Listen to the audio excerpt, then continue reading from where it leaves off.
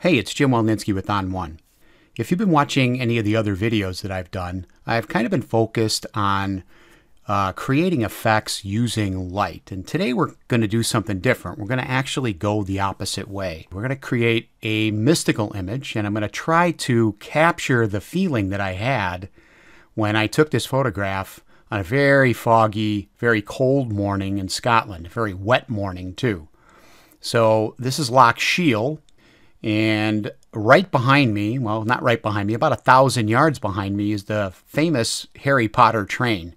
So if I had turned around way in the distance, I'd be able to see that track that goes over the glen.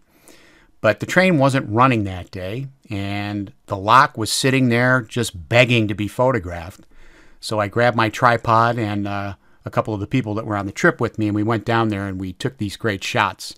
So I did not make a long exposure here, because frankly at the time I didn't see the need to do that because I wanted to get the ripples and the highlights in the water.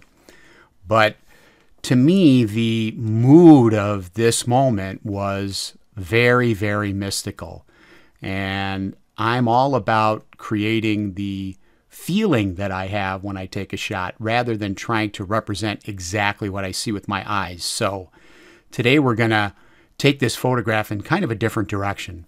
First thing we're going to do is work with the sky here. So I'm going to make a duplicate of this layer and change the blend mode to multiply, which is a darkening blend mode. It's going to darken the pixels that are underneath it. It works by looking at the layer that's underneath it and blending the pixels using the math that's involved in this blend mode.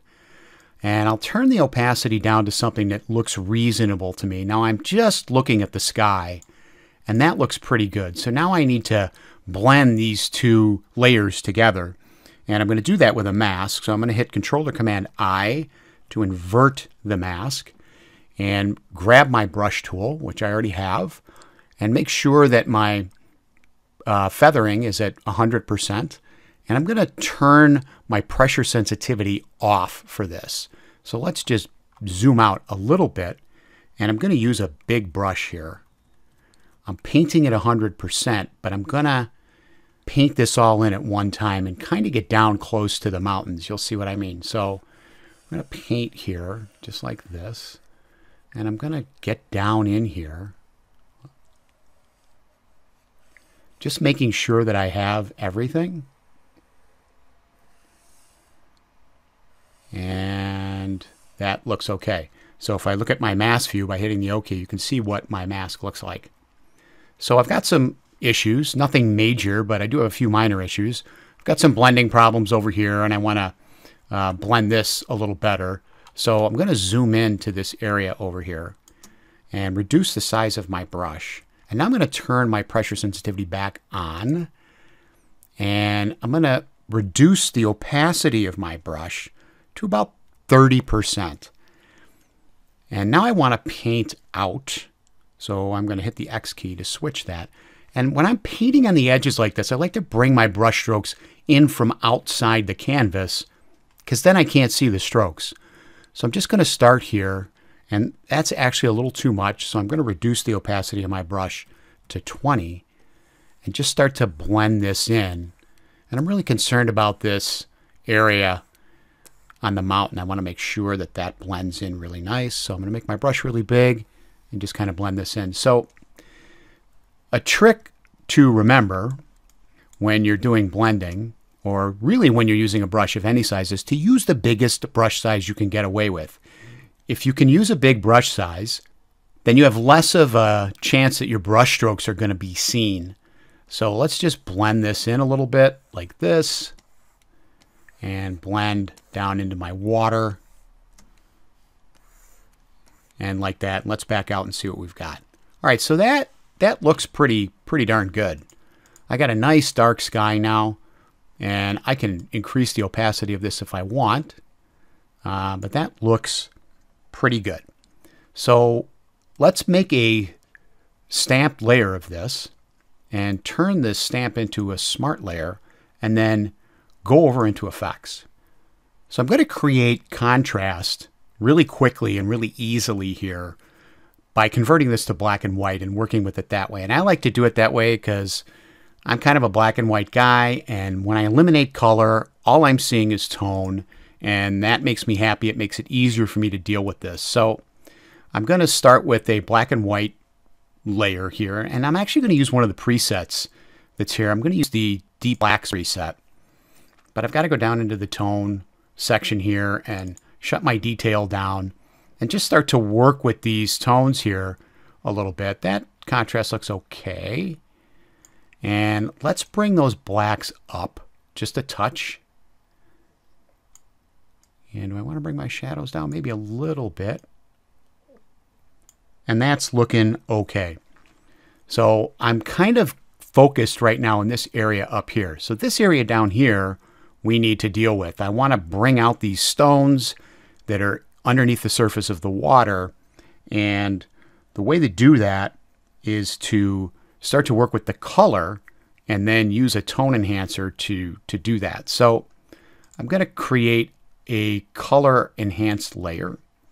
And I'm actually going to, let's collapse this black and white layer and move the black and white layer on top of the color enhancer. So now I'm going to go down into this color enhancer, and this is red and orange, if you remember. So I'm going to start with my oranges and see what I've got. So I can bring out quite a bit of that already, just like that. And increasing the saturation won't do anything for me. Increasing the hue won't do anything for me. And sometimes increasing the range here, the range of the reach of the color orange is going to help me. But in this case, it looks like I've got a pretty good selection here. So I'm going to go to the reds now and see what I've got here. I've got a little bit of red, not too much. So I'm just going to bring that up a little bit.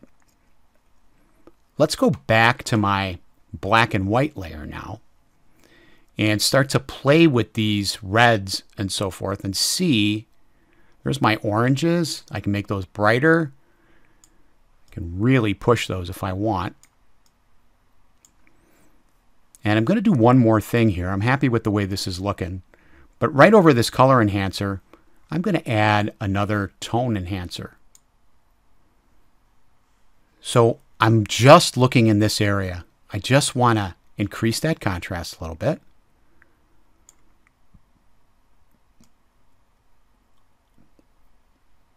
And I'll probably bring my whites down just a touch. One other thing to remember here is that the reflection in water is always darker than the thing it's reflecting because water eats some of the light, right?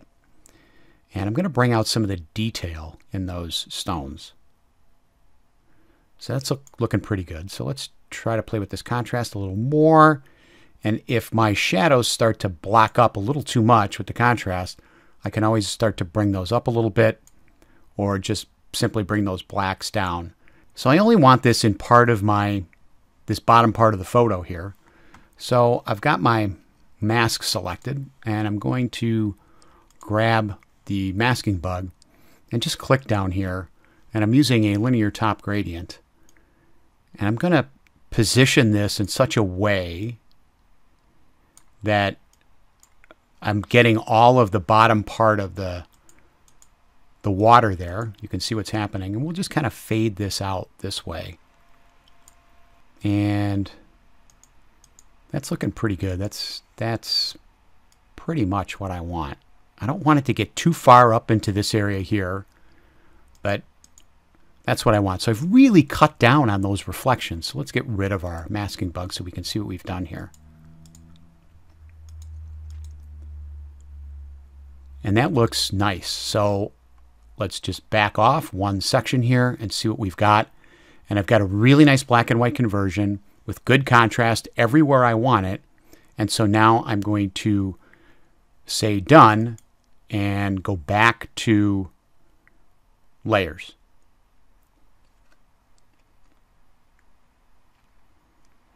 Okay, so we're going to call this master black and white.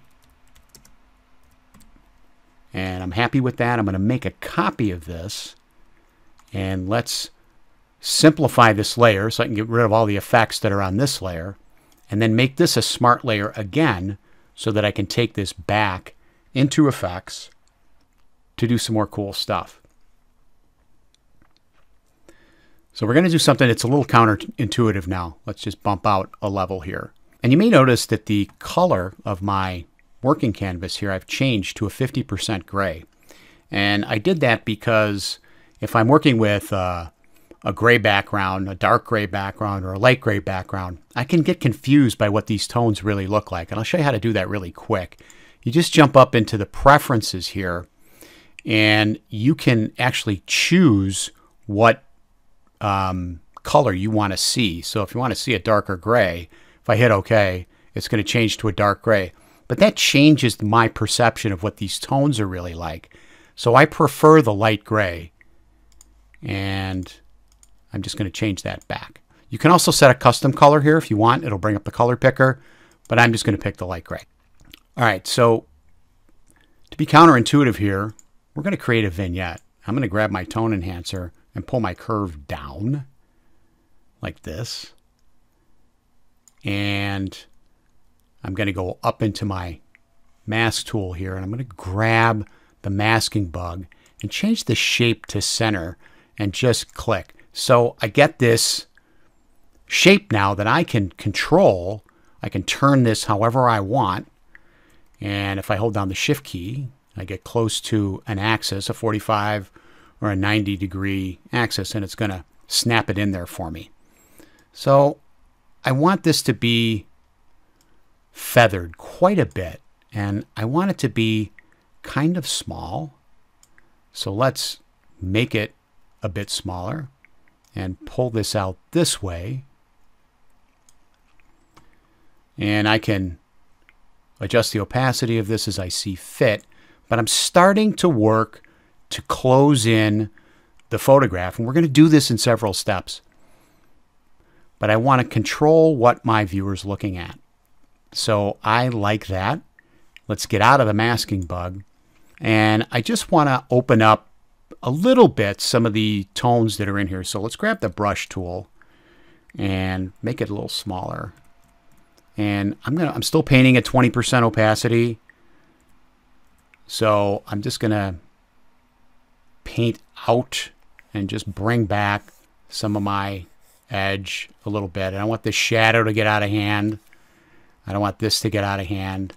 And I'm going to come in from the edge again, the outside, and just bring my trees back a little bit. It's a little too dark for me up there.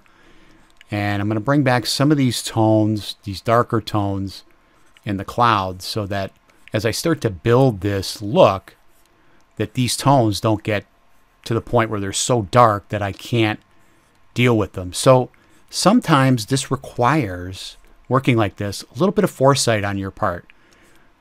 And sometimes you might have to go back and redo things that you feel like you already did. So let's add another tone enhancer. And this time I'm going to pull down, and I'm looking at the top now, the sky. And how dark do I want that to be? Probably not too dark. So let's grab my masking bug here, and I want to change back to the gradient shape.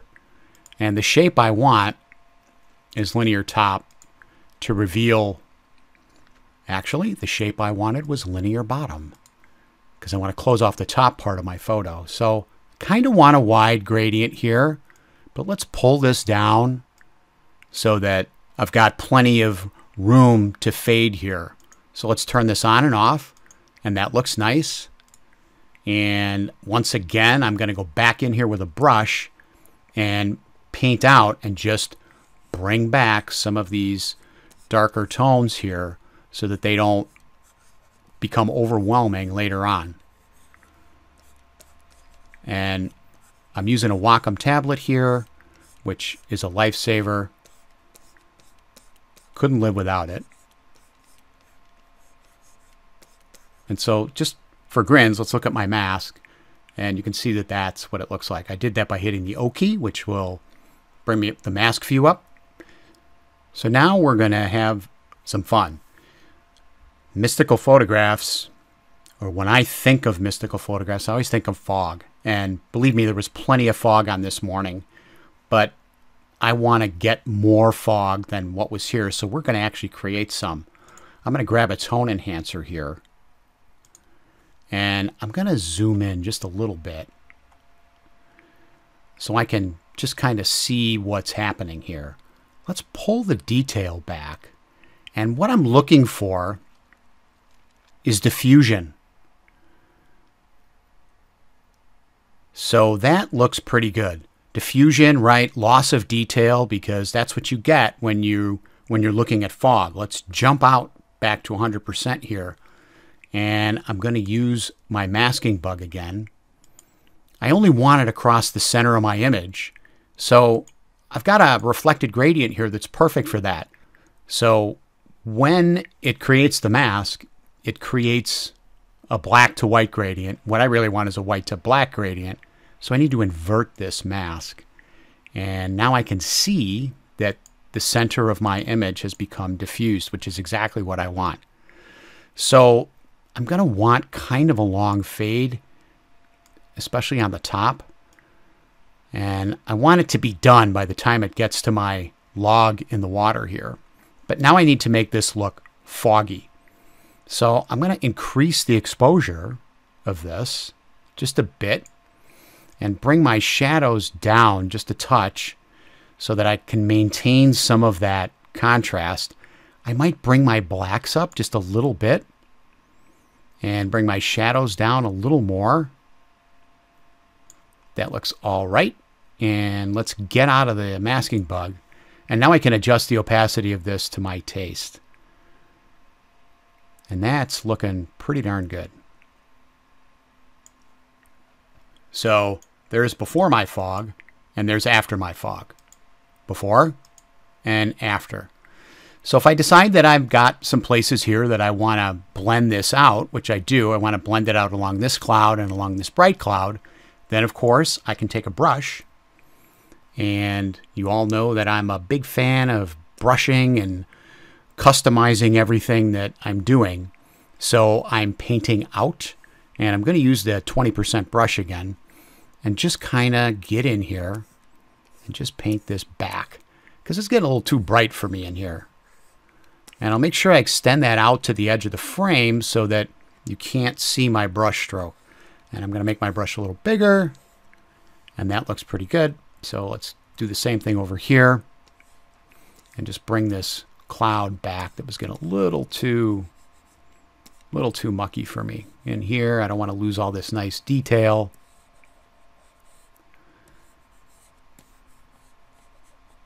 So if you look at my mask view, there it is. So just got a nice looking blend going here.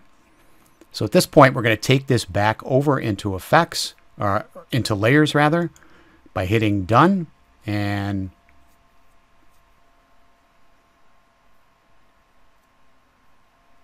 we're back into layers. So now I'm going to grab my initial layer that I brought in, my initial photo, and I'm going to make a duplicate of it, and we're going to bring this to the top.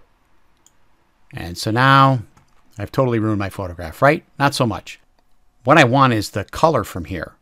So I'm going to change my blend mode to color. And let's see what we've got. That looks pretty good. So I've got nice color down here, plenty of contrast. My fog is starting to look pretty good. This is not overbearing as far as the vignetting goes.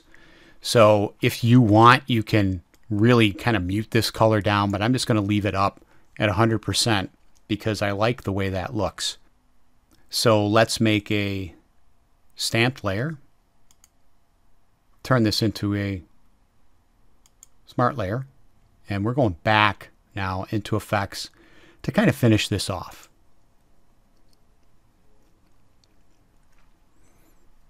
So the first thing I'm going to do is add a glow. Love the glows in here. And I think I just want a normal glow. And maybe we want a little more halo to make this kind of start to look moody. So let's add a little bit. Not too much. I think I'm actually going to change the blend mode to just soft light. I'm thinking that that soft light strong's a little bit too strong for me. And that's looking pretty nice. So I don't want the glow so much down here. So how am I going to deal with that? Well, let's just back out a little bit. And we're going to use the gradient tool again. And I'm going to go with a linear top gradient. And it should have been the linear bottom gradient. So I'm going to flip this over and hold the shift key down once I get close to make it snap to 90 degrees. So I want this glow to be done once I get to my rock. And you can see what's happening here. That's looking pretty darn nice. I'm thinking that the trees are getting a little dark, so I want to bring those out a little bit. Let's bring a tone enhancer here and just pull my shadows up a little bit, like that. And all I'm going to have to do is go in and paint now. So I'm going to invert my mask and grab my brush tool. And I'm going to have to paint in on my trees this adjustment I just made. So let's flip that over. 20% seems to be a really good opacity for this image. And I'm going to go to the edge of my frame and just start to paint my trees back in. So we're going to have a little bit of a blending problem here. Perhaps you can see it already. And I'm going to do a little bit on this side too. Again, bringing my brush strokes in from the edge of the canvas so that I can't see them. So I've got these. Let's zoom in here a little bit and come over this way. So now I've got this kind of haloing around the tops of my trees. So that's not really acceptable. I'm going to make my brush a little smaller. And now I'm going to switch my brush over so that I'm painting out. And what I'm going to do is just blend this line in here by hand so that that halo goes away. So I'm going to start pretty much over here. And I probably make my brush a little smaller. And yeah, I'm going to get a little bit of the tops of these trees, but you know what? That's okay. We're not going to see that. What we don't want to see is that weird looking halo. So that looks nice. Let's check the other side and see what that looks like. That's actually not bad.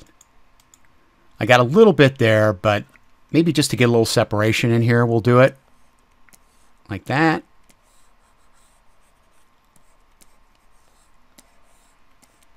And let's zoom back out to 100%, and that looks pretty nice. So here's my glow, and we're coming along in pretty good shape here. So we need to revisit our fog here. So I'm going to grab a tone enhancer, and I don't have a mask here for my fog. I had one on the other smart layer, but I don't have one here, so I'm going to have to make one. And I think what I'm going to do is make the mask even before I make an adjustment here so that I don't kind of get visually confused. So I'm going to grab my masking bug, and we're going to use a reflected gradient and drop it in here. And it's going to make it backwards, so we're going to invert it. And I'm going to go right to the top of my tree line. Well, let's go above it a little bit. Let's go up to there. And about down to there. And I want that to fade off nicely. And let's just up the exposure a bit. Pull my shadows down.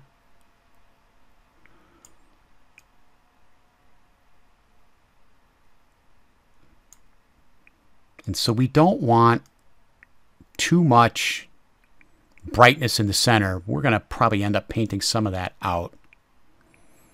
But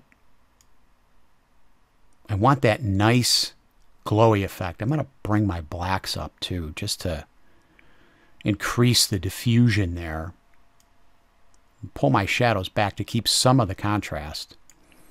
And let's turn that on and off. And that looks pretty good. So let's bring this up here like that, just so that fog stays on the shoreline. It's okay if it fades off a little bit, but I want it to stay confined to that shore. I don't want this getting much brighter. I'm probably going to end up painting some of that out anyway. And we can kind of fade that off into the distance. That's okay. So let's go like that. So let's take a look. And that looks nice. I'm going to turn that on and off without the bug active. And now I can kind of customize my mask again here with a brush. So let's turn our opacity up. And I'm going to back off some of this here. So let's zoom out just one click like that. And here we go. Let's just start to paint out along here a little bit. I don't want this brightening up in here. This is bright enough already, and it's going to get brighter in a minute. And I certainly don't want any more brightness in the center here. So what I'm going to do is just use my mouse now and just click a few times to shut that down a little bit, because that's foggy enough back there already. So I can come in here and make this a little brighter if I want, and lift my blacks up a little more. And maybe that's a little less bright. Whoops, went a little too far there. So maybe we'll keep the exposure where it is. Open my shadows up a little bit and make sure my blacks are lifted enough. And that gives me a nice foggy look. Okay, so let's start to shut down some of the rest of the image that we don't really need to see. We want to focus on the clouds and the valley here and really focus on the path, our entryway, our line into the photograph. So I'm going to use a tone enhancer here and just pull this back like that. Now that looks terrible at this point, but we're going to use a circular masking bug. And now we can really, I kind of like that shape actually. Let's make this a little flatter. You know what? I wonder if this, what this would look like if we turned it this way and just feathered this out quite a bit like that and just pull this in. That way we've got our path into this center area. And that's kind of looking pretty good. Let's turn that off and see what we got. Like that. So I can continue to edit the shape of this a little bit. And let's have this fade out at the edges of the frame here. And I'm liking that. We can shut down the top of this a little more if we want, but I'm not sure I really want to. What I do need to do is bring back some of my corners a little bit. So I got my brush tool selected, and again, I'm still painting at 20%. I'm going to use a nice big brush here and paint out and just bring back some of my corners like this.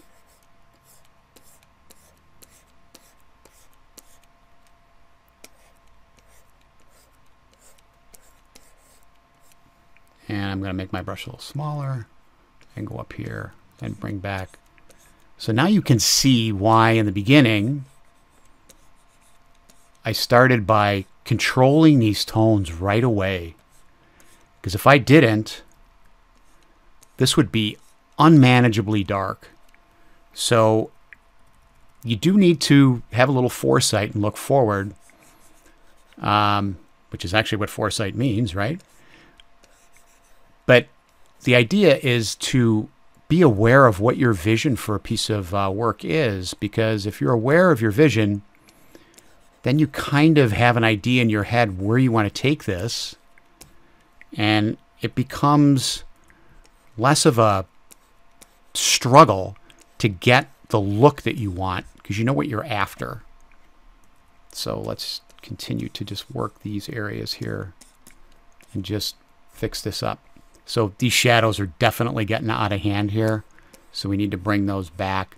And again, I'm stroking in from the outside of my canvas so that I can get what I'm looking for here. So now I'm going to do something that's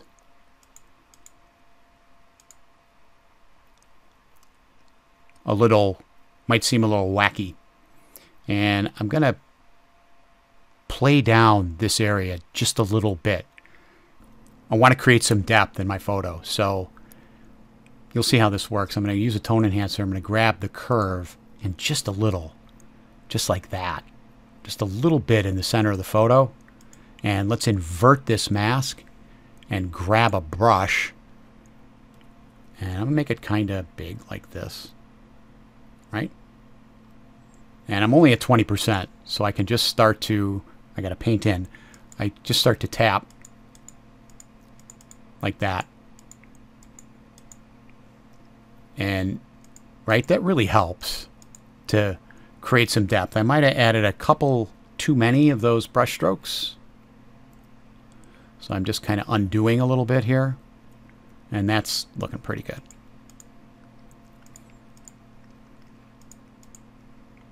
So let's add a glow again, just a little bit. Normal glow. I don't want a lot. I do want some halo.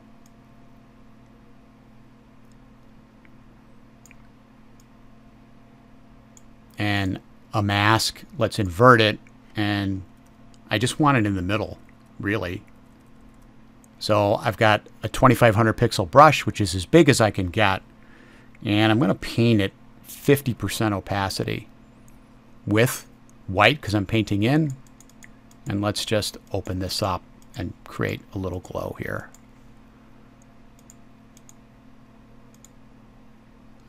Before and after, before and after. So between these two layers here where I toned this down and then played that whole area up with the glow, I've kind of created some depth in here, the illusion of depth, while at the same time maintaining the tonal integrity of my photo. So just to kind of look back at this vignette a little bit and make sure that I'm not getting completely out of hand here with my darkening. And I'm going to just go back to about 20% and make sure that I'm painting out. I just want to be on this mask now, right here, and just go back to my brush tool and just bring this back just a bit, right? A little bit too dark. And maybe down here a little bit too.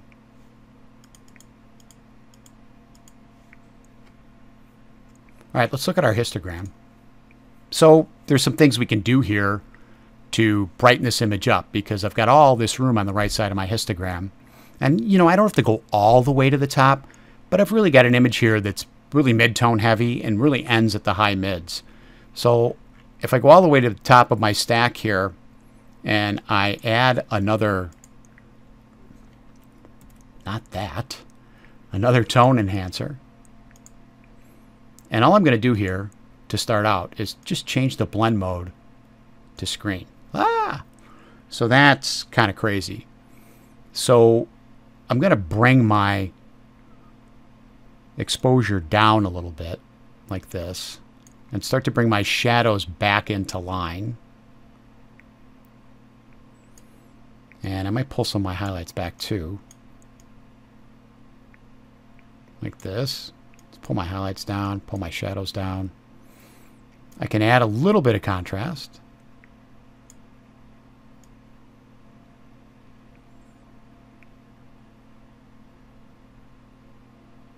That looks good. And up that exposure just a touch. Like that. Not too much. I'm not paying attention to this center because we're going to do one more thing here. And that's add another tone enhancer and pull the curve down just in the middle, just like that. And invert the mask that's on there. Make this smaller. Go to paint in. And I'm going to paint it 50% again. And just click. Let's make that brush a little bigger. Click, click, click, click, click. Okay. So there we go. And I would say that, you know, I like to look at my photos from a long way away to make sure that It looks good hanging on the wall, so to speak. And I'm going to say done. And we're going to get kicked back out into layers. Okay, so it's been kind of a long journey with this photo, but let's see where we're at. Here's our before, and here's our after. And I can tell you that this is what it was like on Lock Shield that morning. This is what the camera saw, but inside me, this is what I saw. And I think for me, that's what photography is really about. I know I keep saying that, but I'm going to keep saying it until you believe it for yourself and for your own work. So there's a couple of presets for you that are included with this video. I hope you have a really great time processing this and making it match your own vision, which is, again, what it's all about. This is Jim Welninski for On1, and I'll see you next time.